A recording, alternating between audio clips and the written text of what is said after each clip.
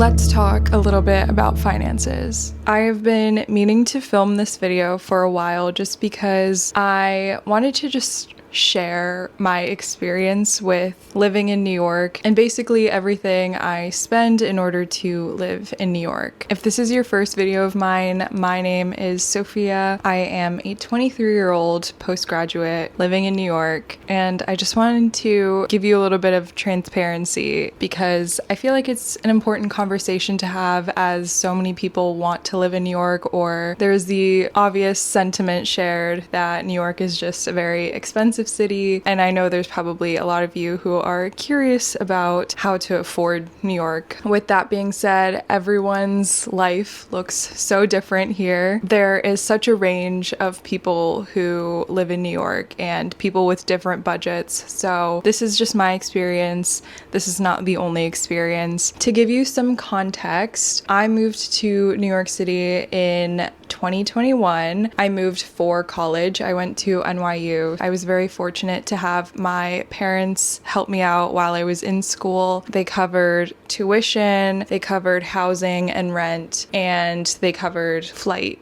moving expenses. I paid for everything else, from groceries, my own fun experiences, fun purchases, and I was able to fund that through working a bakery job the summer before I moved, and also I did some YouTube freelance video editing, so that really funded my second year and kind of my freshman year. I also started college during COVID, so we did save on housing costs for my entire freshman year. I was living under a lot of my parents' expenses for groceries and stuff like that. And then my junior and senior year, I had an internship, a paid internship, alongside my freelance YouTube stuff, and that really helped to fund my life through school. For post-grad, I turned my internship into a full-time position. So I've been full-time at my company around a month after I graduated till now. I'm very grateful for the help that I did receive from my parents, and my dad is just really financially smart. So he has passed down a lot of knowledge to me as well. And that really helped me in getting to New York and establishing myself here and kind of learning my way around as a student with support. And now I am financially independent, working full-time post-grad, and yeah, let's just get right into my monthly spending breakdown. Okay, I think the obvious big hitter, the thing that just takes a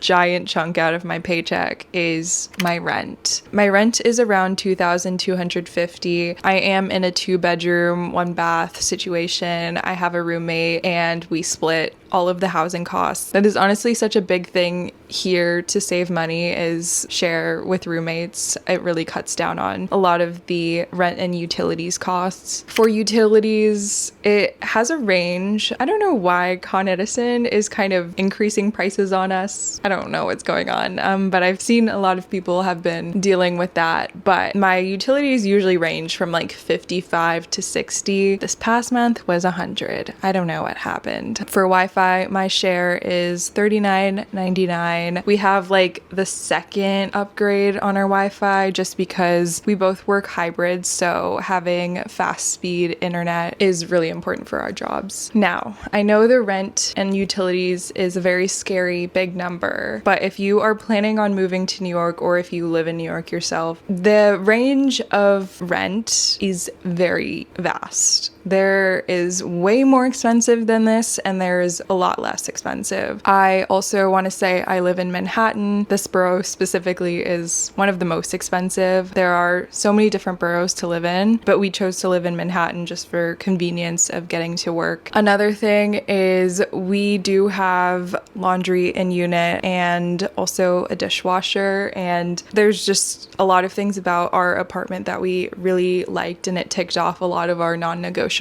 I recommend putting together a list of non-negotiables if you're ever looking for an apartment. Those things really help narrow down your price point and what range you're looking at, and it can help you prioritize things. There are obviously other cities that aren't this crazy expensive, but this is a choice that some people feel is worth making in their lives at specific points in their lives. So we're leaving it at that. For groceries, I tend to spend around 80 to 100 per week. So that's around $350-ish on average per month. I prefer to cook from home a lot, and I also really love meal prepping because I have a busy schedule. Food is really expensive, especially right now. So cooking at home does save a lot, especially if you do meal prep. You're buying the exact ingredients you need, and I feel like it just saves a lot. As you cook more, you'll build up ingredients and your spices and your condiments. So the costs tend to fluctuate week by week, which is why I gave a bit of a range. Also, I do want to say that I do shop at Whole Foods most of the time. One, for convenience, and two, because I prefer the produce and products that they sell. And also, I know Whole Foods is like nationally said to be one of the more expensive grocery stores, but sometimes I do feel like Whole Foods and Trader Joe's in the city are a bit more cheaper than some of the other chains out there. Eating out, I would say I usually do it 1 to 2 times a week. I probably spend around $150 per month on eating out. I like to make this more of a social activity, so dinner with friends, brunch with friends, that type of thing. It's a lot easier to save when I make it a social activity. But you know, sometimes I do like a good takeout moment too, so it really depends. For entertainment, I have a few monthly subscriptions, my Spotify and Netflix. I'd say around $20 per month is what I spend. It might be a little bit more because I'm not on like student pricing. And also I still use like family plans as well. Health and wellness, again, this kind of fits into my activities, but I take ballet classes. I get a 10 class package every month for $190. I do have a health and wellness stipend from work, so this covers that. And then I also pay for a $19 per month class pass to support with that. Ballet is an activity of mine that I do twice a week, so it's a health and wellness category, but also an activity for me. For transit, I also have a commuter stipend from work that covers $65 per month, and then sometimes I have to supplement that with another $40 maybe. I try to walk as much as I can. If the walk is under like 30 to 40 minutes, I'm okay with making that walk. Otherwise, obviously the buses, trains here are, I believe, $275 now, so I try and fit under the stipend that my work gives me, but usually I have to supplement with more. Activities and shopping. This is obviously like the fun category. Some of like the paid fun things I like to do are go to cafes, grab a matcha, again, try and make this social, or if I'm gonna do a lot of work one day, I will go to a cafe. Love doing picnics. This is great to just like grab a few snack bites and just enjoy an afternoon in a park. And then, like I said, like meals with friends. I'd say this is around like $10 to $30 per activity. It's just a fun thing to like treat yourself to once in a while. I want to mention like some free activities because I do love a lot of these. Going to a park or going on a walk is a great way to get outside and not spend money. I feel like when you do leave the house in New York, it's really hard to avoid grabbing a coffee or a matcha along the way, or just it's really easy to spend money when you're outside in New York. Another activity I love is volunteering. There's so many organizations out there that you can go to and go with your friends or just go solo and meet new people. And then shopping, I put a range of like 0 to 200 just because it really depends on the month. If I have like a certain event or travel coming up, I obviously do more clothes shopping. If I am out of my mascara or like something drugstore related, I'll have that expense. I try and keep those costs as low as possible too. And I try and only get the things that I truly need. Or if it's clothing, I really try and make an effort to make intentional purchases. There's a few expenses that I'm categorizing as like yearly or occasional expenses. These are like bigger things that happen like once a year or a one-time purchase. I didn't know how to like categorize that in a month, but they do happen. So like there's some yearly subscriptions like my website domain or Epidemic Sound for YouTube. Sometimes I get new tech like over-ear headphones or like a camera, any sort of like gear or equipment. And then also gifts for family and friends, and also occasionally myself when it's a birthday or a holiday, something like that. Also, I wanted to include travel as one of my like broad expenses that I make. I typically make one big vacation a year, and this is something that I save up for, and I make sure that I'm okay to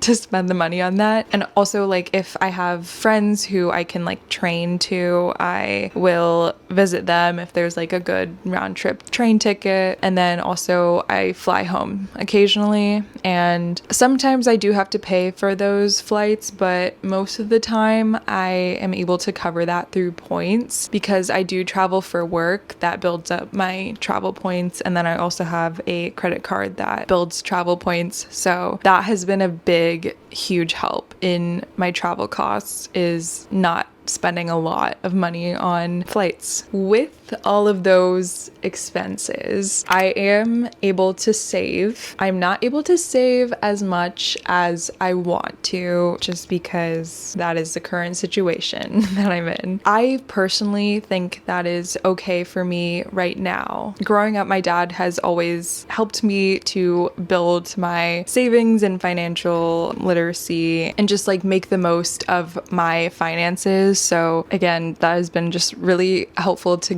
get like a good foundation going. I am less than a year post-grad, and I know that this lifestyle isn't something that I plan on sustaining on for a long time. Obviously, changes will come with finances as I grow older, as I build my career, and as my priorities and responsibilities change over the years. But this is what is great for me right now, and it allows me to have the opportunities and experiences that I'm able to have. Finances and money can be a scary thing, especially if this is your first time becoming financially independent. One thing is like all of us are learning. We all come from different backgrounds and have different opportunities laid out for us. So it's definitely something that is more of a personal experience and is not something we really have to compare against one another, because we just have different life paths, different careers, different priorities, different interests. So that was more of the intention of making this video, is to just like share my experience, not to give a how-to or give like a instructional video. It's okay to not be perfect with it. We're all learning, like I said, and especially when it comes to like creating a budget and deciding what you spend your money on in a month, it's more about like